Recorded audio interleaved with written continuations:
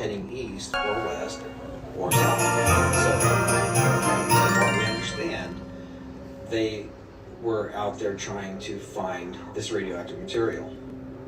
Now, drones, they have no reason to be in the air at night, unless you're doing some type of ISR. What's up, chat? Intelligence, surveillance, reconnaissance.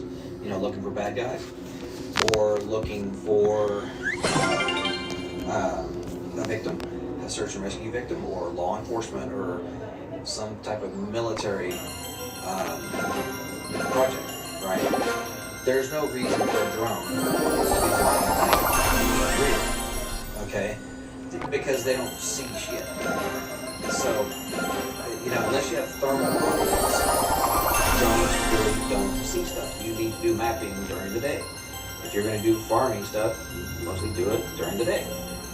The only reason why you would ever fly an aircraft, an unmanned aircraft at night, is if you're looking for something. Whether it be a person or trying to smell gas. We have methane gas detection systems that can detect gas leaks in pipelines. You really wouldn't use thermal optics for trying to find gas leaks, just simply because the only way you're actually going to find a gas leak with thermal optics is if the gas leak is aggressive enough that it has a difference in temperature. Because thermal imaging, it creates a visual image based off of temperature variance. So whatever is different in temperature, it creates an image. Gas, usually gas leaks so slow that it goes quickly into ambient, before you can even see it.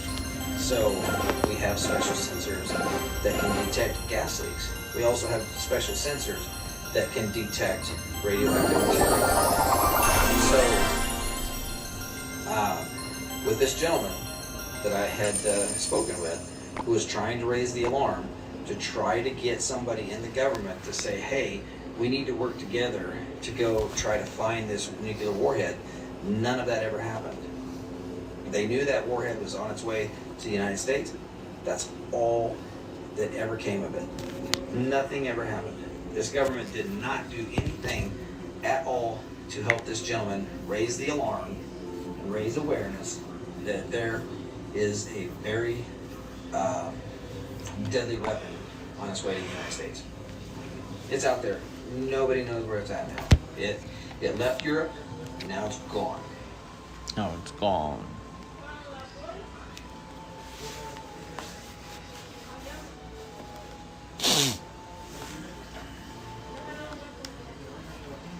Are you at work? Yeah, I'm at work right now. Oh, that's cool though. A TikToker pretending.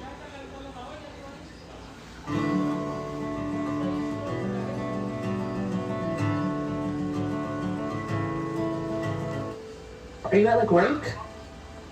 Yeah, I'm at work right now. Oh, that's cool though. A TikToker pretending to be a 15-year-old girl started chatting with an older man online, and guess what? Turned out he was a California high school teacher. The whole thing was captured right on the content creator's live stream. We're going to dig into this story and the phenomenon of predator catching with someone who knows a thing or two about busting predators. Welcome to Sidebar, presented by Law and Crime. I'm Jesse Weber. Last week, a streamer known as Rob the Master was doing a live stream while matching with people on an app known as Emerald Chat. Now, if you haven't heard of it, it's fine, I haven't heard of it either, but apparently it calls itself the new Omegle, where it randomly matches you with someone online, and then you can video chat or message back and forth with complete strangers. So the days of the chat room are not gone. They're still very much alive and well. So what happens? Well, Rob the Master, he does this a lot apparently. His YouTube and TikTok page are full of videos where he uses a fake voice generator to essentially catfish alleged predators. He has more than 1 million followers on TikTok, nearly 100,000 on YouTube.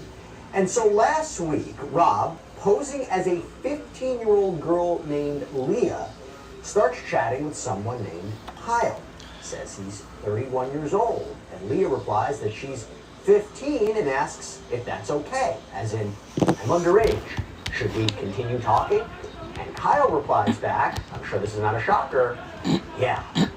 So when Leah asks Kyle what brings him to the chat, he says he's bored and horny. All right, can you talk about more red flags that are happening already? Leah, remember this is Rob, but Leah responds that she's also bored, and does he want to play a game of truth? So Leah dares Kyle to send a picture of himself. And at that point he asks if she has Snapchat, an app where conversations disappear, although, by the way, they can still be found by law enforcement looking for evidence. And when Kyle asks for a photo of Leah, Rob finds a random photo online and sends it to him. And he sends another one when Kyle requests a full body pic. Rob, again, remember, undercover as Leah, asks Kyle to turn on his video, which he does, and he tells her he's at work after hours. And Rob uses this fake voice generator to sound like a girl, but doesn't turn on his video, okay? So Kyle reveals that he lives in the Sacramento area and that he has a wife and a child. And by the way, everything he said is true. His name is Kyle. We'll talk about that in a minute. He has a wife and child. He is 31 years old. And then Kyle requests that Leah turn on her camera, right? Seems only fair. And she tells him, or Rob tells him, that she just got out of the shower, so she's not wearing any clothes, and she wants to know if that's okay. Does he still want her to turn on the camera? He says, shockingly, yes. And finally, it is time for the reveal. Okay, wait, where's the camera? I want your reaction to what you're gonna see. Ready? Alright. Can you count down? Just count down. I don't know. It's pretty random. 3, 2, 1. Oh, too fast. A little. 3. Wait. I'm not ready. I'm nervous. I'm shy. Not yet. Okay. Not yet. Just give me 1 second. Okay. I'm ready. 2, 1. Oh, good lord. Bro. That's gross. What? Yep, Kyle quickly hangs up when he realizes what is going on. But remember, this was live, and Rob had thousands of people watching this chat. And you know what happened? Apparently, current and former students immediately recognized Kyle because he is a teacher, and word quickly spread. Students started sharing this video with each other, commenting on the... Out of my way!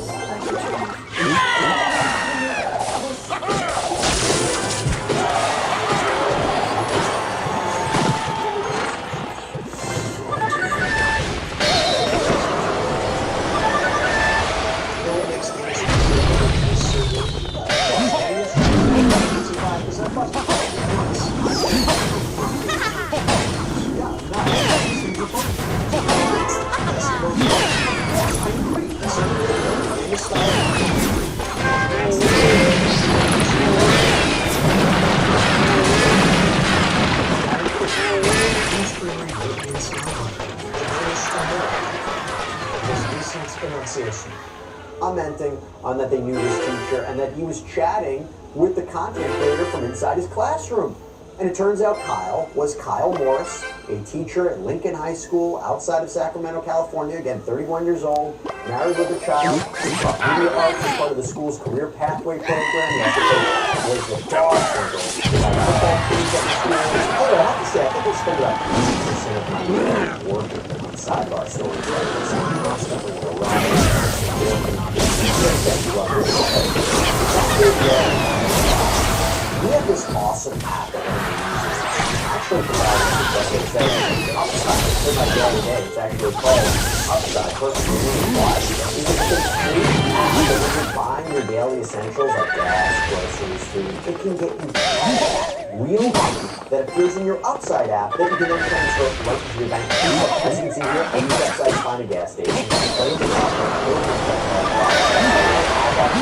And you can use Upside Wallet in places that you go to every day, restaurants, convenience stores. So to find out how much you can earn, click the link in the description to download Upside. And make sure to use that promo code SIDEBAR and you'll get an extra 25 cents back on every gallon on your first tank of gas. Okay, back to this. What's the leading place in unified school districts so far?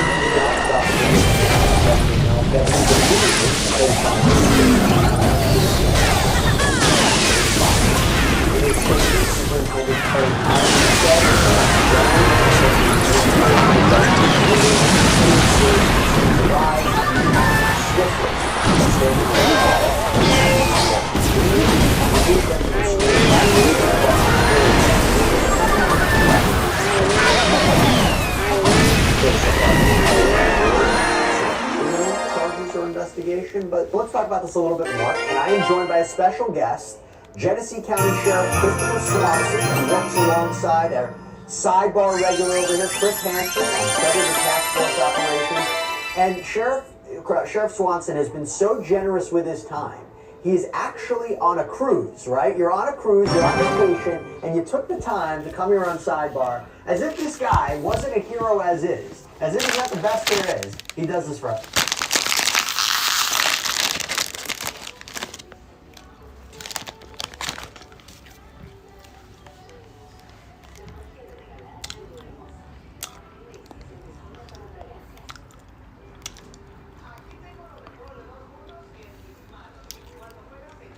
Quantum computers have the potential to be the most important, the most dangerous, and the most unpredictable invention of our lifetime.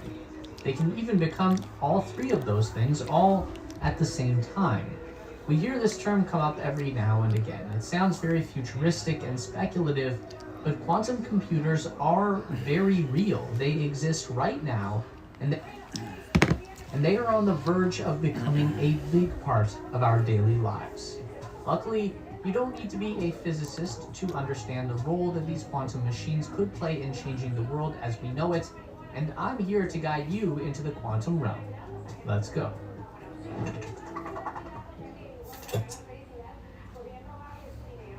Okay, Marvel's Ant-Man has some questionable physics at best, but one thing that Professor Pym does have right is that the smaller things get, the stranger the laws of physics that govern them will become. This is important to keep in mind as we go along.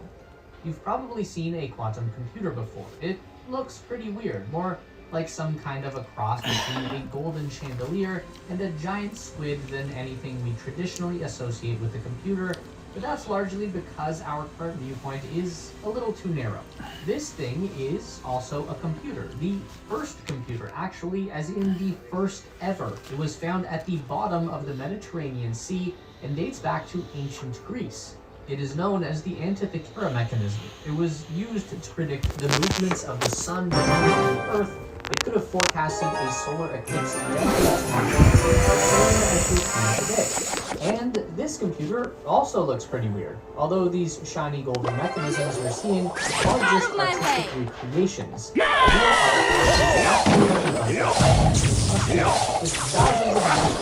Ocean gun.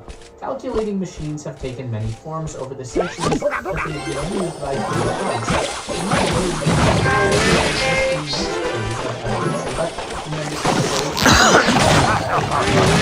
modern computers are defined by bits. A bit is the smallest unit of data that a computer can process and store.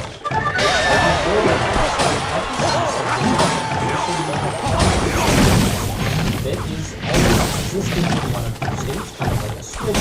This is why we say that computers speak in binary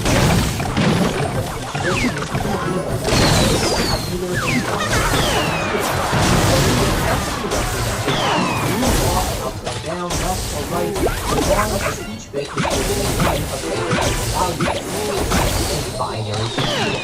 The physical manifestation of a bit is called a transistor. This is like an electrical switch, again, on and off. So the more physical transistors you have, the more bits of the process at one time. This is an oversimplification. We're constantly trying to make these transistors smaller and smaller over time so that we can fit more transistors into increasingly smaller devices. This ordered desktop calculator in the 1960s used 250 transistors. Has 19 billion transistors in the processor chip.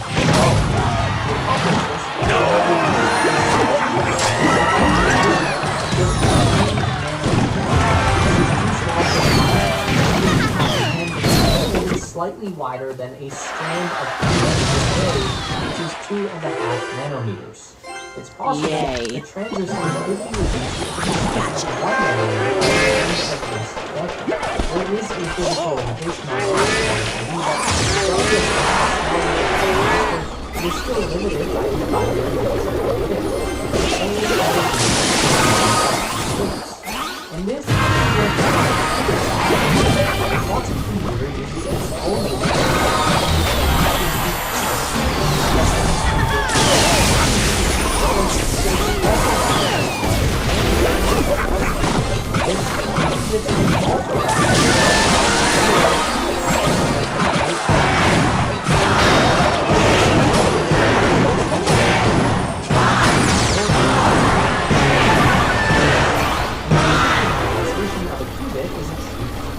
manipulating the spin state of subatomic particles, either protons or electrons, causing them to spin up and down or left and right, creating two distinct states, where one and